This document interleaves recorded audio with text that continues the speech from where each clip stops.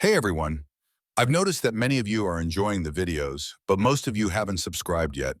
We're super close to hitting 1,000 subscribers, and your support could help us reach that milestone.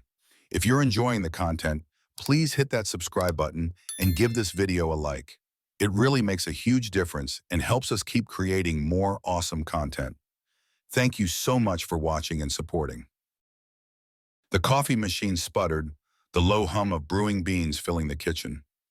It was early, too early for my mind to focus on anything but the bitter, familiar smell of caffeine. Jennifer stood across from me, phone in hand, her eyes darting between the screen and the door. She hadn't said a word since walking in. A quick sip of her drink, then a glance at the clock on the wall, like she was timing herself. It wasn't lost on me how much she seemed to be in a hurry these days. I handed her a travel mug without saying a word. She muttered a thanks and stuffed her phone into her purse. Her movements were quick, rehearsed, like she had practiced the art of disappearing from our mornings. "Another late night at the office?" I asked, trying to sound casual, like it wasn't the 100th time I'd asked her that this month. "Yeah, Greg's got me on this new project, and it's taking forever." She didn't look at me when she spoke, her voice tight, distracted. The way she said Greg's name, her boss, it hung in the air longer than it should have. The knot in my stomach tightened. I didn't press it. I didn't want to sound paranoid, but I couldn't ignore the feeling gnawing at the back of my mind, something nagging at me like an itch I couldn't scratch. The same look in her eyes, distant, detached. She was always rushing out the door, always late, and when she came home, there was a tension between us that hadn't always been there. It was subtle at first, but now it felt like a wall between us. She kissed me on the cheek, her lips barely grazing my skin, before bolting out the door. The sound of the front door closing there was like a punch to the gut, the house growing silent again. Heavy. I stood there staring at the empty space where she'd just been, gripping my mug so tight my knuckles went white. I tried to shake it off. "Stop being paranoid," I told myself. "It's just work. People change, things get busy." But the excuses I'd been feeding myself felt hollow. Each day she seemed a little more distant, a little more, not here. I pushed the thoughts aside, trying to focus on the day ahead, but the feeling lingered like a shadow I couldn't outrun. The next few days were worse. Every interaction with her was clipped, robotic. The way she avoided eye contact, how she always kept her phone face down on the table, her quick trips to the bathroom with her phone in hand, it all felt off. I couldn't put my finger on it, but it was like she was keeping something just out of reach, something she didn't want me to see. One night I asked her if she wanted to go out for dinner, just the two of us, like old times. She smiled, but it didn't reach her eyes. "I can't tonight. Greg's got me on this deadline, and I'll be at the office late." Again, Greg. That name echoed in my head long after she'd left. I sat alone at the dining room table, staring at the empty chair where she should have been. I picked at my food, my appetite gone. The silence of the house was suffocating, every second ticking louder. The only company I had was the doubt swirling in my mind. I tried to remember the last time we'd spent any real time together. It had been months since we laughed about something, since we shared anything meaningful. I wasn't a fool. People drift apart. Life happens, but this wasn't drifting. This was a rift, a chasm opening between us, and I didn't know how to stop it. One Saturday morning I saw it, the first real crack. Jennifer was in the shower, and her phone was left carelessly on the kitchen counter. I wasn't snooping, I swear, but the screen lit up, a message popping through from Greg. My eyes flicked over, drawn to it like a magnet. "Last night was incredible. Can't stop thinking about it. Same time tonight?" I stared at the screen, my heart dropping into my stomach. My first instinct was to grab the phone, to read more, to find the truth hidden in those messages. But I froze, my hand hovering over the device. My mind raced, rationalizing, denying, spinning all sorts of scenarios where this wasn't what it looked like. But I knew. I knew exactly what it was. I let the phone be. I didn't need to see more. That one message was enough to confirm everything I'd been trying to ignore for months. After that, I became hyper-aware of everything. Every time she left the house for work, every time she came home late, my brain latched onto the possibility that it wasn't work at all. Her excuses felt thinner with each passing day, her stories barely holding together. I stopped asking her questions because I couldn't stomach her lies anymore. One night, while she was out, I walked through the house. I touched the things we bought together, the furniture we picked out. I stood in our bedroom, staring at the bed, imagining her in it with him, and it made my blood boil. This was my life, our life, but it felt like she'd stolen it from me, one piece at a time, every lie chiseling away at what we'd built. The betrayal sat like a stone in my gut. I could hardly look at her without wanting to scream, but I didn't. I played along. I smiled when she made excuses, nodded when she talked about work. I let her dig herself deeper, all the while knowing I would find a way to make her pay for it. Another night, she came home late, smelling of wine and perfume that wasn't hers. I was sitting on the couch pretending to watch TV, but really I was watching her. She looked guilty. No, more than that. She looked careless, like she didn't even care if I knew anymore. "Long night?" I asked, trying to keep my voice casual, though my pulse raced with anger. "Yeah," she muttered, her eyes flicking away. "Just tired. I'm going to bed." I watched her walk up the stairs, every muscle in my body tense. I had never felt so betrayed, so stupid. It wasn't just the affair, it was the fact that she thought I was too blind to notice, too weak to do anything about it. The anger inside me festered, and I knew it wouldn't stay bottled for long. Days passed, and the weight of the truth pressed harder against my chest. I started paying more attention to the details. Her schedule, her absences, the way she lit up when she got a text, always keeping the screen turned away. It was undeniable now. She was gone, mentally checked out of our life, giving herself to someone else. It was in those quiet moments when she wasn't home that my mind started plotting. I wasn't going to confront her. I wasn't going to give her the satisfaction of a screaming match or some emotional breakdown. No, I would be smarter than that. I would be patient. I would wait. And when the time was right, I would make sure that her perfect little world, the one she thought she could keep hidden, came crashing down around her. The nights grew longer, the house emptier. I spent hours sitting in the dark, replaying every moment, every conversation, piecing together the lies. It wasn't just about Jennifer anymore. It was about how she'd underestimated me, how Greg had flaunted his affair like it was untouchable. I wasn't going to be a victim in this. I wasn't going to be the pathetic husband left behind while they laughed behind my back. No, I would take control. And when I did, neither of them would see it coming. The first step was figuring out how to ruin them both. Not just Jennifer, Greg too. And I already knew exactly where to start. I just had to bide my time. The days blurred together after that. Each one weighed down with the sick knowledge of Jennifer's betrayal.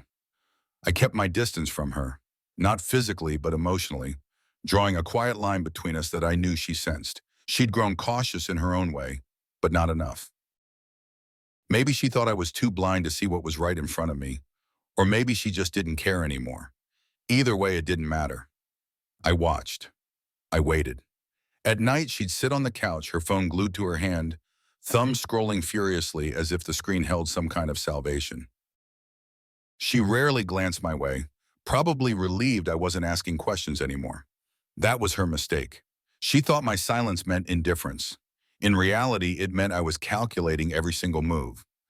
I started to probe, subtly at first. "How's work going?" I'd ask, my tone casual, light, like I was genuinely interested.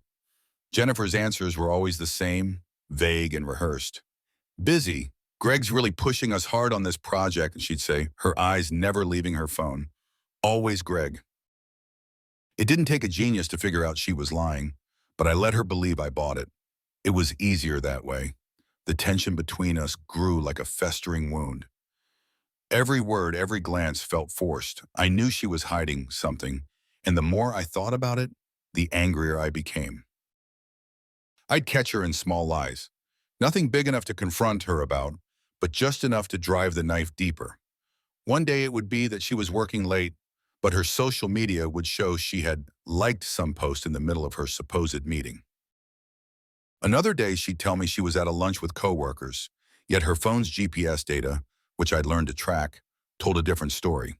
She'd been across town, near Greg's place. The more inconsistencies I found, the more I realized she wasn't even trying to hide it anymore. Her carelessness infuriated me, but instead of reacting, I held back. I had to. Every fiber in my body screamed at me to confront her, to demand the truth, to make her look me in the eye and confess. But I didn't. Confrontation was emotional. Emotional meant messy. Messy meant mistakes. I wasn't going to make any mistakes. Then came the moment I'd been waiting for. It was late, past midnight, and Jennifer had fallen asleep. Her phone, for once, wasn't glued to her hand. It sat on the bedside table, unlocked, face up. I knew I shouldn't, but the temptation was too strong. My pulse quickened as I reached for it, my fingers trembling ever so slightly. I scrolled through her messages, my breath catching in my throat as I saw the thread with Greg. There it was, the proof I needed. Explicit text, photos, plans, everything laid out in cruel detail. They weren't even trying to hide it. My eyes burned as I read their messages, the words slicing through me like shards of glass. The arrogance in their tone. The way they talked about me like I was some clueless fool. Like I didn't matter. One message in particular stuck with me. "He'll never find out, babe. He's too distracted with his own life." I clenched the phone, my knuckles turning white. Too distracted? They had no idea. My chest tightened, my breathing shallow. This was it. This was the moment I'd feared and dreaded, yet somehow had always known was coming. The rage hit me all at once, a tidal wave of fury so strong I could barely see straight. My vision blurred as the images on the screen swirled together in a mix of hate and disgust. But I swallowed it down. I couldn't explode, not yet. I needed to stay calm. I had to think. I gently placed the phone back on the table, careful not to wake her. I stood there for a moment, watching her sleep, so peacefully unaware that her entire world was about to collapse. The next morning I was a different man. My head was clear, the anger replaced with a cold, calculated focus. I didn't feel sad. I didn't feel hurt. All that was left was determination. I couldn't undo what she'd done, but I could damn sure make her pay for it. Jennifer left for work as usual, a kiss on my cheek, no sign of guilt or remorse. She had no idea that I'd seen everything. As I watched her walk out the door, I made a decision. This was no longer just about her affair. This was about revenge. That day I called in sick to work. I had something more important to do. I spent hours digging into her life, every corner she thought she'd hidden from me. Social media accounts, emails, texts, even her work schedule. I wanted to know every detail, every step she'd taken to betray me. I started logging her locations, tracking her movements when she said she was working late or grabbing drinks with friends. There were patterns that all led back to Greg. Greg, I'd never met the guy, but I hated him with every fiber of my being. He was the golden boy at Jennifer's company, always smiling, always charming. From what I'd heard, he was invincible. The kind of man who got away with everything. No one could touch him. At least, that's what he thought. I had other plans. I started gathering information on Greg, everything I could find. His social media, his company bio, his public records. I knew I'd need more than just the affair to take him down. I needed something bigger, something that would ruin him. And soon I found it. It didn't take long to realize that Greg wasn't just screwing around with my wife. He was screwing over his company too. Shady financial dealings, offshore accounts, and rumors of fraud swirled around him like a storm cloud. But no one had ever been able to prove anything. No one except me. One night, Jennifer came home late again. I didn't ask her where she'd been. I didn't have to. She walked straight upstairs, avoiding my gaze. I waited until I heard the shower running. Then I grabbed her phone. This time I wasn't looking for texts or photos. I needed something more concrete, something that would tie Greg's business to the affair. And I found it. Emails between Greg and a third-party company detailing transactions that clearly violated his company's policies. I didn't understand all the jargon, but it was enough to know something was off. I forwarded everything to myself, knowing that when the time was right, I'd hand it over to the right people. Greg thought he was untouchable, but I was going to touch him in a way that would burn his entire empire to the ground. The days that followed were a blur of planning and quiet observation. I didn't let on that I knew anything. I smiled when Jennifer smiled, nodded when she spoke about her work projects, all the while plotting how I was going to take everything from her and Greg in one swift move. The tension inside me simmered, a constant undercurrent of rage kept barely in check. Every day was a new test of my patience. Every lie from her lips, another reason to push forward with my plan. Finally, everything was in place. I had enough evidence to destroy Greg's career, his reputation, and his life. All I needed was the right moment. And that moment would come at the company's annual party, a lavish event where Greg would be surrounded by his colleagues, his investors, and his wife. The perfect stage for a public downfall. I could already picture it. Greg's smug smile wiped clean off his face as the police marched in. The humiliation as Jennifer stood by his side, watching the man she'd risked everything for crumble in front of her. She'd lose him, she'd lose her job, and she'd lose me. I couldn't wait. The night of the party, I dressed in my best suit, playing the role of the supportive husband. Jennifer looked stunning in her dress, glowing with the kind of excitement that made me want to rip the mask right off her face. But I didn't. Not yet. We arrived at the event, and Greg was there, holding court like a king. His eyes met Jennifer's from across the room, a private smile shared between them, one they thought I couldn't see. But I did. I saw everything now. The night dragged on, filled with small talk and champagne while I waited for the perfect moment. Greg was on stage delivering his keynote speech, all smiles and charm. Jennifer stood beside me, her eyes locked on him like he was the only man in the room. But soon he wouldn't be. My phone buzzed. A text from my contact in law enforcement, letting me know everything was ready. I glanced at Jennifer, who was still absorbed in the speech, oblivious to what was about to happen. I stepped outside, made a quick call, and within minutes, the doors to the ballroom swung open. The police entered, their eyes locked on Greg, and just like that, his world and hers began to fall apart. I didn't stay to watch the full fallout.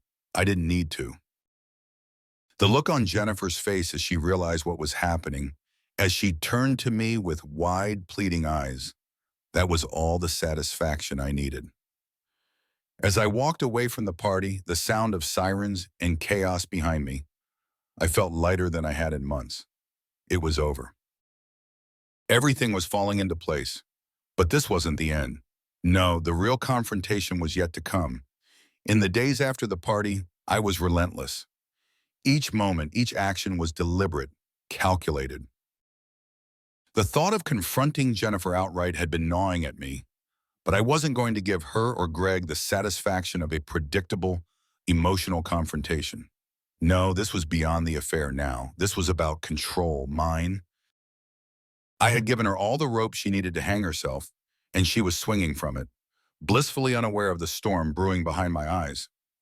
I spent hours piecing together my next steps. My discovery of Greg's illicit financial dealings had given me something even more valuable than their affair. It gave me leverage. This wasn't just about breaking their relationship. It was about dismantling their lives. I wanted to burn everything Greg had built and leave Jennifer in the wreckage. The first move was easy, gathering more evidence. I had already saved copies of the emails between Greg and the shell companies he was funneling money through. His arrogance was staggering. He didn't even bother to encrypt his communications. It was like he believed he was untouchable. But men like Greg always think that right until the moment their empire collapses around them. I spent the next few nights following Jennifer when she left for her late meetings with Greg. I'd watch her from a distance as she parked in the same spot outside his condo. I'd follow them to the upscale restaurants where they'd sit, tucked in a corner, sipping expensive wine, laughing like nothing in the world could touch them. I'd sit in my car, the engine idling, watching them like a predator studying its prey, the cold burn of revenge simmering in my gut. Each outing added another piece to the puzzle. Photos of them together, time-stamped logs from her phone's GPS, screenshots of their text messages. It wasn't just about proving the affair, it was about building a case that would bury them both. One night, after following Jennifer to Greg's place yet again, I parked a few streets away and waited. I'd done this enough times to know their routine. Jennifer would stay for about 2 hours, then slip out, the guilt hidden beneath her cool composure. But tonight, I wasn't here just to observe. I was going to push things further. I slipped from my car, moving quietly through the shadows toward Greg's condo. I knew Greg wasn't the cautious type. His front door security was lax, barely functional. With a little effort and a lot of patience, I managed to slip inside. The condo was exactly what I'd expected. Expensive, sleek, lifeless. Everything about Greg screamed wealth and arrogance, but none of it had any depth. It was a facade, just like him. I moved through the rooms quietly, avoiding any obvious signs of disturbance. I wasn't there to be reckless. I was there to gather what I needed, more ammunition to destroy him. I found his laptop open on the kitchen counter, unlocked. Another sign of his carelessness. I quickly transferred files onto my flash drive, scanning for anything else that could serve me later. Just as I was about to leave, I heard the muffled sound of laughter coming from upstairs. Jennifer's voice. My chest tightened, but I forced myself to stay calm. I didn't need to see them together to know what was happening. That part of the plan was already set in motion. Instead, I slipped out the way I came, unseen, unnoticed. When I got home that night, I sifted through the new evidence, emails, bank statements, invoices. The depth of Greg's corruption was staggering. He wasn't just skimming from his company. He was laundering money, defrauding investors, and manipulating accounts in ways that would land him in prison for years. This wasn't just about taking down a man who had slept with my wife. This was about dismantling everything he thought he was. The next step was to solidify my plan. I needed to time everything perfectly. If I moved too early, Greg would have time to cover his tracks, and Jennifer would escape with nothing more than a fractured marriage. But if I waited too long, I risked losing my leverage. I reached out to an old friend, someone I hadn't spoken to in years but who had connections in law enforcement. I knew this had to be done right, and I needed someone who could pull the right strings without raising suspicion. We met in a quiet diner on the outskirts of town. I laid out the evidence, piece by piece, showing him the trail of Greg's fraud. My friend sat across from me, his expression unreadable, as he sifted through the documents. Finally, he looked up, his eyes sharp with understanding. "This is heavy," he said, his voice low. "You're not just trying to catch him in the affair. You're trying to destroy him." "That's the idea," I replied, my tone steady. "I want him to pay for everything. Not just for sleeping with my wife, but for thinking he could get away with it. I need him gone." He leaned back, considering. "You've got enough here to bury him, but you know this is going to take more than just a couple of emails. We need to build a case strong enough that he can't wiggle out of it. If we're going to take him down, we need to do it right." I nodded. "I'm in no rush. I'll wait for the right moment." Over the next few weeks, I refined the plan. I fed my friend more evidence, letting him build the case brick by brick. Greg had no idea the walls were closing in around him. I kept playing my role, the doting husband, the clueless fool. Jennifer didn't suspect a thing. She'd come home late, reeking of perfume that wasn't hers, her excuses thin and transparent. I smiled through it all, knowing that her world was about to collapse. But it wasn't just Greg I was targeting anymore. I wanted Jennifer to feel the full weight of her choices. I wanted her to see everything fall apart and realize that I had orchestrated it all. I started planting subtle seeds in Jennifer's mind, casual remarks about her behavior, little hints that I knew more than I was letting on. She brushed them off at first, but I saw the flicker of doubt in her eyes. She was starting to feel the pressure, but she had no idea how deep it went. And then the opportunity came. The company's annual party was approaching, a lavish event where Greg would be the center of attention, surrounded by his colleagues, investors, and the press. It was the perfect stage for his downfall. I coordinated with my friend, making sure that everything was in place. The timing had to be perfect. I spent the days leading up to the party rehearsing every detail in my mind.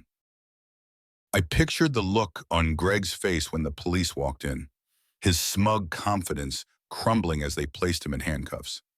I imagined Jennifer's shock, her panic, as she realized that her affair with Greg had led to the destruction of everything she had thought was safe.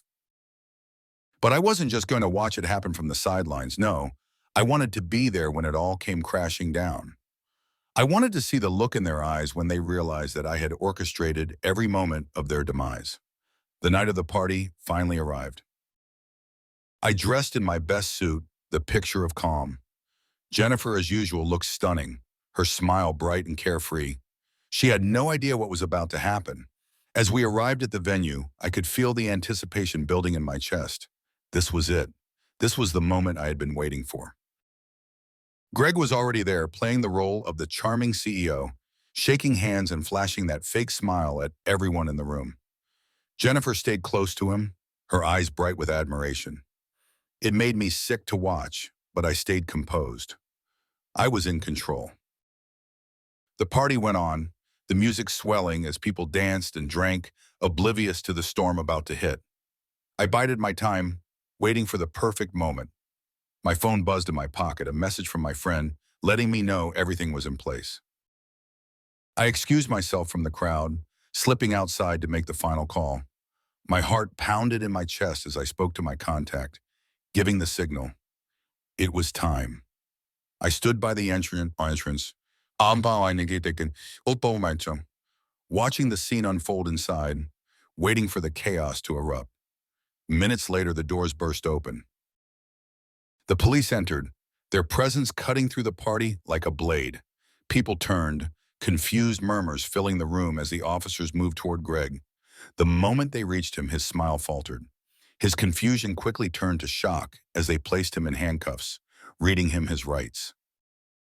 The room exploded into chaos, guests gasping, whispers flying, cameras flashing. And there, in the center of it all, stood Jennifer, her face pale, her eyes wide with disbelief. She looked at me then, as if searching for an explanation, as if hoping I would somehow make sense of the nightmare unfolding before her. But I didn't move. I didn't say a word. I just watched as her world collapsed around her, the weight of her choices finally crashing down. As the police escorted Greg out of the building, I walked past Jennifer without a second glance. Her life, Greg's empire, it was all dust now, and I was the one who had pulled the strings. I stepped outside, the cool night air hitting my face, the sounds of sirens fading into the distance. It was over. Everything had gone according to plan, but as I stood there looking out at the city, a strange emptiness settled in my chest. I had won. I had gotten my A's. I stood outside the ballroom, the cool night air pressing against my skin. I felt a strange sense of detachment. Everything I'd set into motion was now in play, and there was no turning back. Greg was inside, probably basking in the glow of his own arrogance, and Jennifer was right there beside him, oblivious to the world she was about to lose. My phone buzzed again, confirmation that the police were just minutes away. The tension knotted in my stomach, but I kept my composure. Tonight, everything would unravel. I slipped back into the party, moving through the crowd unnoticed. The room was awash of laughter and clinking glasses, the sound of violins weaving through the air. Greg was on stage, giving his annual speech, the same one he probably gave every year about growth, innovation, and success. His voice dripped with the same charm that had fooled everyone around him, everyone but me. Jennifer was standing a few feet away from the stage, watching him like he was some kind of god. The sight of it twisted something deep inside me, but I couldn't afford to lose focus now. I moved to the side of the room, positioning myself near the entrance. My contact had promised everything was in place, and I trusted him. As Greg's speech drew to a close, I scanned the room, the guests, the investors, the board members, they were all here. Perfect. This would be a public fall, one Greg would never recover from. And Jennifer, she would feel it too. I felt a slight pang of hesitation. Was this too far? Was I destroying too much? But then I remembered those messages, the pictures, the smugness in their conversations. They'd laughed at me.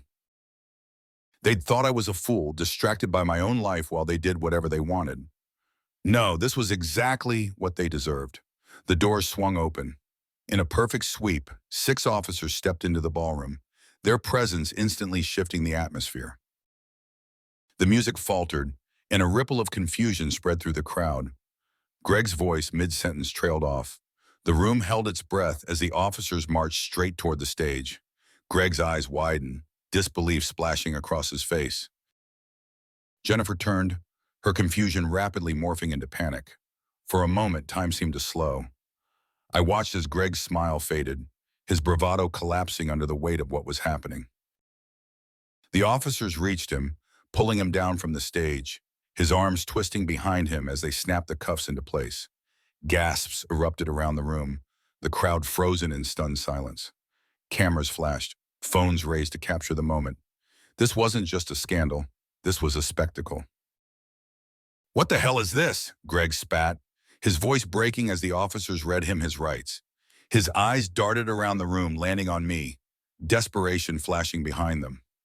I stood still, locking eyes with him, letting the realization sink in. I didn't need to say anything. He knew. Jennifer stumbled forward, her face drained of color, her lips moving but no words coming out. Her eyes darted from Greg to me and back to Greg, as if trying to piece together a nightmare she didn't understand. She looked like a child, lost and afraid, as the reality of what was happening sank in. "Wait, this is a mistake," she cried, stepping forward as if she could somehow stop the inevitable. The officers ignored her, continuing to escort Greg toward the exit. I watched her crumble, her world falling apart right in front of everyone. There was no one to blame but herself. As Greg was dragged out of the ballroom, Jennifer turned to me, her face a mixture of shock, betrayal, and confusion. "Nathan, what's happening? Why aren't you doing anything? Why aren't you stopping this?" I didn't move. I didn't blink. I just let the silence between us stretch, watching her drown in it. Her eyes searched mine for some kind of explanation, but she found nothing. This was the moment she realized the depth of her mistake, that I'd known everything all along. Her voice cracked as she reached out toward me. "You knew, didn't you?" I stared at her, feeling nothing but a cold sense of victory. Yes, I left the party in the chaos of flashing cameras and murmuring crowds, but I didn't linger to see the aftermath. I didn't need to. Greg's empire was falling apart. And Jennifer? She'd finally seen me for who I was. The man she thought was too distracted, too blind to catch her, had orchestrated the collapse of everything she valued. The reckoning had come, and I felt no guilt. I drove home in silence, the tension that had been twisting inside me for months slowly starting to unwind. But it didn't feel like I thought it would. There was no rush of satisfaction, no sense of completion. Instead, there was a hollowness, a space that had once been filled with rage and betrayal, now just empty. I had won, I had gotten everything I wanted, and yet something gnawed at the edge of my mind, a question that refused to go away. Was it enough? When I got home, I poured a drink and sat in the quiet. The house felt different now. The weight of the last few months, the lies, the deceit, it all seemed to lift, leaving the air clearer, lighter. But underneath it all, there was a lingering sense of loss, something I hadn't expected. I hadn't just destroyed Greg and Jennifer. I'd destroyed everything that had been familiar, everything I'd once known. I was still sitting in the same spot when I heard the door open hours later. Jennifer's footsteps were slow, hesitant. She didn't call out to me. She knew where I'd be. When she finally appeared in the doorway, her face was pale, her eyes swollen and red. She looked like a woman who had lost everything, which, in a way, she had. "You ruined everything," she whispered, her voice shaking. I didn't respond. There was no need to. She stood there for a moment, waiting for me to say something, anything, but I remained silent. I, I didn't know. She trailed off, her words crumbling under the weight of what she had done. You've known this whole time, haven't you? Yes, I replied, my voice cold, detached. She took a step closer, her hands trembling. I never meant for it to... I cut her off, my voice sharp. Stop. Don't insult me with excuses. She flinched, but I didn't care. Not anymore. The power had shifted, and she knew it. Every word she said, she only deepened the distance between us, solidifying the fact that there was no coming back from this. I'm sorry, Nathan, she whispered, her voice breaking. I didn't mean to hurt you. I stood up, crossing the room until I was standing right in front of her. For the first time in months, I looked her straight in the eye. You weren't sorry when you were laughing with him.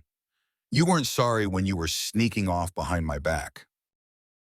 Don't act sorry now just because everything's fallen apart. She started to cry, her shoulders shaking, but the sight of her tears didn't move me. I wasn't here to comfort her. I wasn't here to forgive her. I was done. Where do we go from here? She asked, her voice barely above a whisper.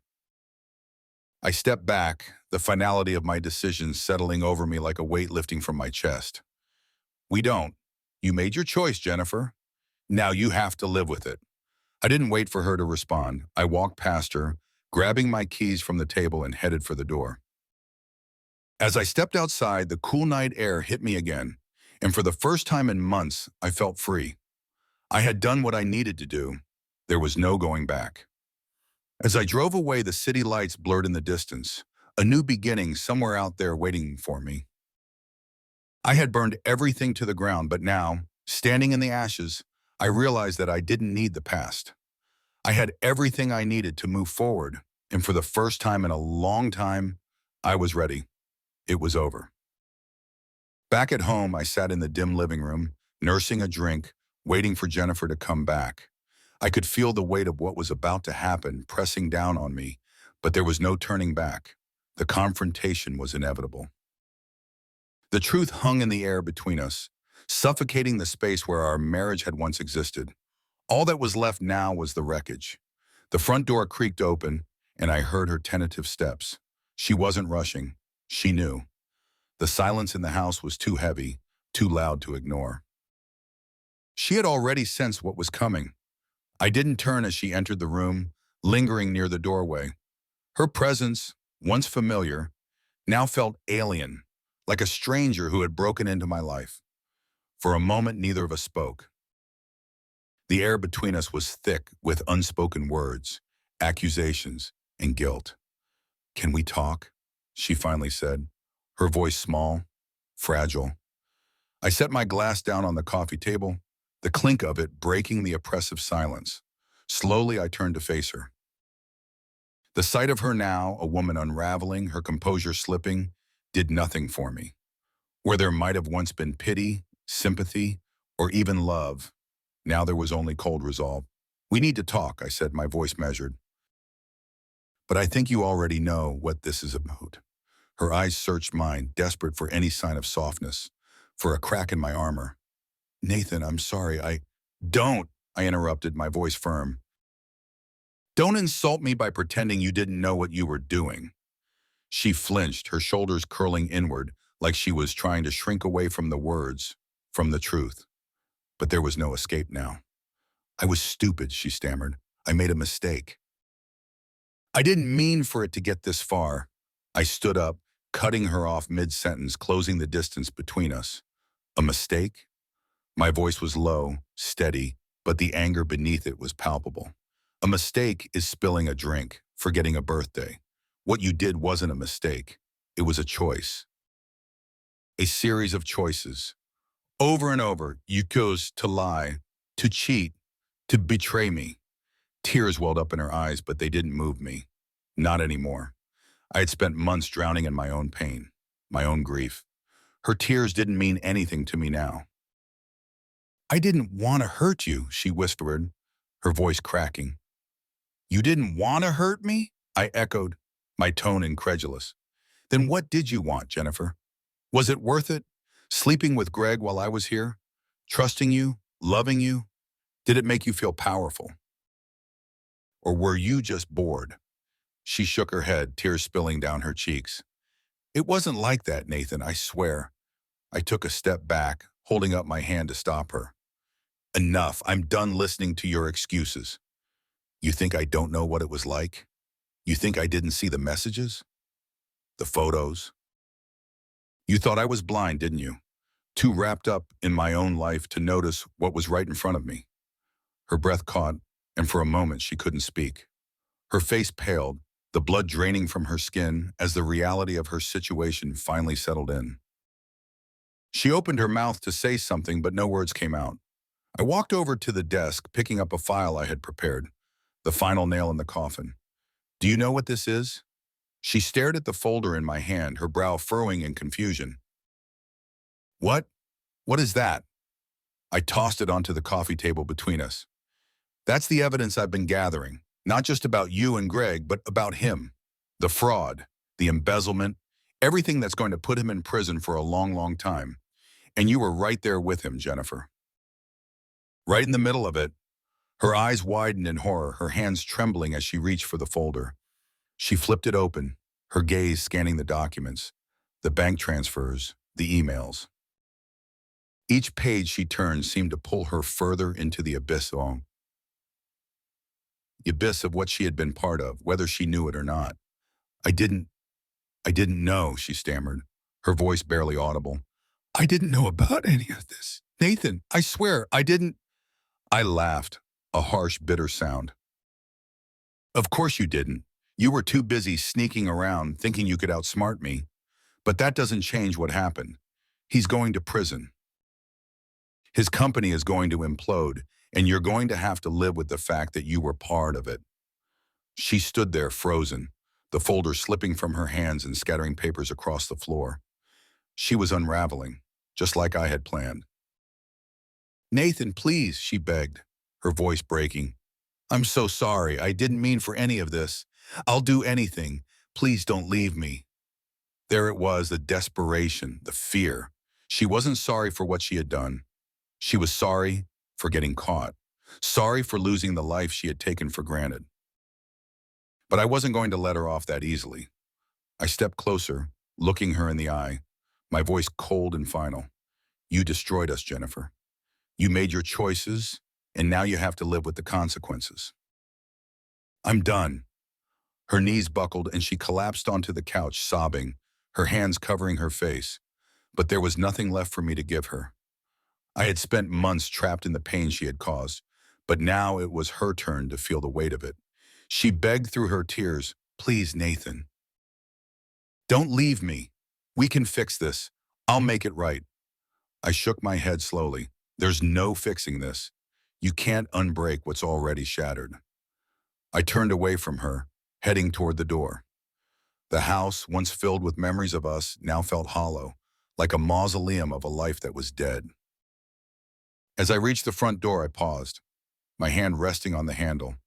One final moment hung in the air between us, the last thread of what had been, ready to snap. Goodbye, Jennifer. And with that, I opened the door, stepping out into the night. The air was crisp, the world outside strangely quiet compared to the chaos inside was. I didn't look back. There was no need. Everything I had to say had already been said. As I drove away, the city lights blurred in the distance, and for the first time I felt an odd sense of calm.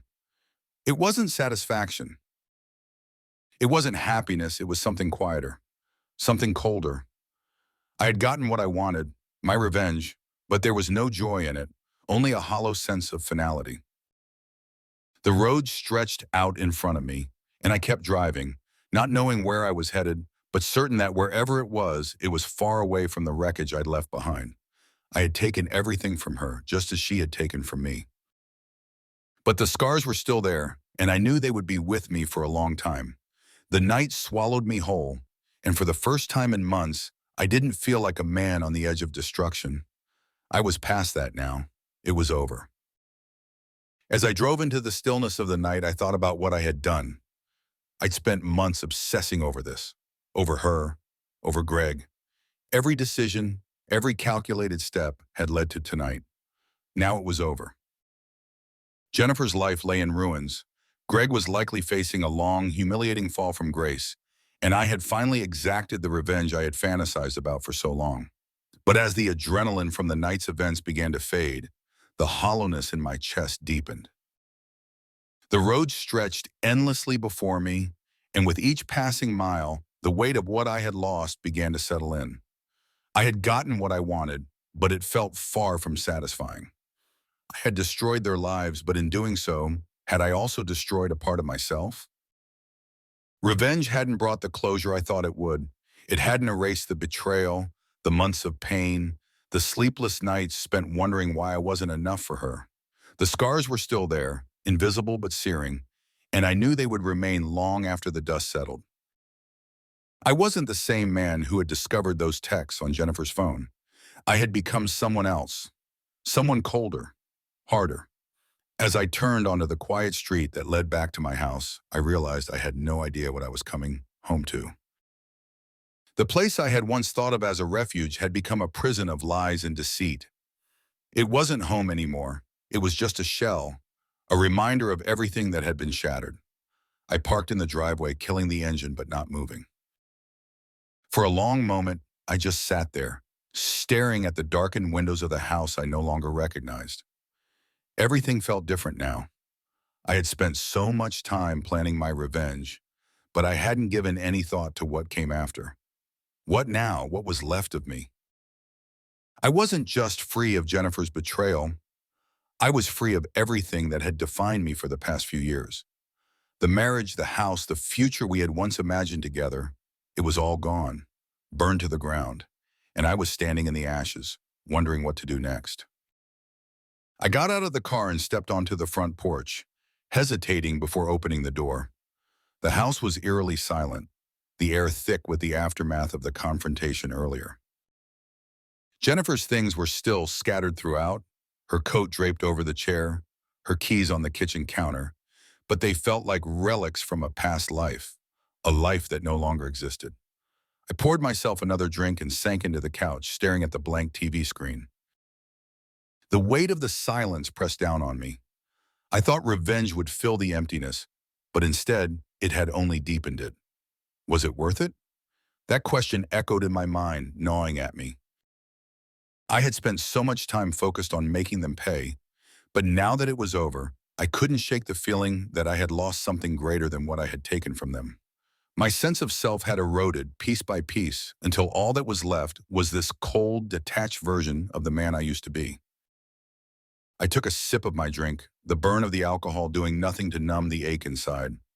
I couldn't undo what had been done, and I wasn't sure I wanted to, but moving forward felt just as impossible. I thought about Jennifer, her pleading, her tears. They had meant nothing in the moment. But now, sitting here in the quiet aftermath, they lingered in my mind. I had loved her once. That love had shaped me, given me purpose. And now it was gone, replaced by the bitter satisfaction of revenge. A hollow trade. I had no regrets about what I'd done. They had both deserved it, every bit of it. But now I was left with the question of who I was without the anger, without the need for vengeance driving me. What was left when the rage faded and the dust settled? I set the empty glass on the table and leaned back, staring at the ceiling. The house felt different, like I didn't belong here anymore. It was filled with memories I wanted to forget, echoes of a life that no longer fit who I had become. I wasn't Nathan the husband, the trusting fool anymore. I was someone else, someone I didn't quite recognize. I knew one thing for certain. I couldn't stay here. This place was suffocating, haunted by the ghosts of my old life. I needed something new, something that wasn't tainted by the lies and betrayal that had defined the last year of my life. I needed to move forward. It wasn't going to be easy. I knew that, but staying here, in this house filled with memories of Jennifer and the life we had built together, was impossible. I needed to start over, somewhere far from the wreckage of what I'd left behind. The thought of leaving gave me a strange sense of relief. For the first time in months, I could see a way out of the darkness. It wasn't clear yet. Nothing about the future was clear, but it was something. A glimmer of hope that maybe, just maybe, I could rebuild my life without her, without the pain that had consumed me for so long. I got up, moving through the house one last time. I didn't bother packing anything. The clothes, the furniture, the photos, they were all part of a life that no longer existed. I didn't need any of it. I had spent months planning my revenge, but now I was ready to leave it all behind. To walk away from the rubble and start again. I grabbed my keys from the counter and stepped outside. The night air was cool, fresh, and for the first time in what felt like forever, I took a deep breath. I wasn't sure where I was going, but it didn't matter. Anywhere was better than here. As I drove away, leaving the house and everything in it behind, I felt a strange sense of calm. I had no idea what the future held, but I was finally ready to face it. The weight of Jennifer's betrayal, Greg's smug arrogance, and the months of plotting my revenge, they were all behind me now. I was free, truly free. The road ahead was open, uncertain, but for the first time that uncertainty didn't terrify me. I was no longer bound by the past, by the lies and the pain. I had burned it all down, and now, standing in the ashes, I could finally see a path forward. The city lights faded behind me as I drove into the night, and with every mile, the burden on my chest lightened. I wasn't looking for happiness. Not yet. That would come in time, or maybe it wouldn't. But what I had now was something better, control, over my life, over my future, over myself. I had no destination in mind, but it didn't matter. I was ready for whatever came next. The scars of betrayal would always be there, lingering just beneath the surface. But I was stronger now, hardened, and for the first time in a long time, I felt like I was in control of my own fate. A new beginning was waiting for me, somewhere beyond the horizon. And for the first time, I was ready to embrace it. The past was behind me, and the future, whatever it held, was mine to shape. I drove on, leaving the ruins behind, ready to face whatever came next with a clarity I hadn't felt in months. The night stretched out ahead, full of possibilities, and I was finally free to choose.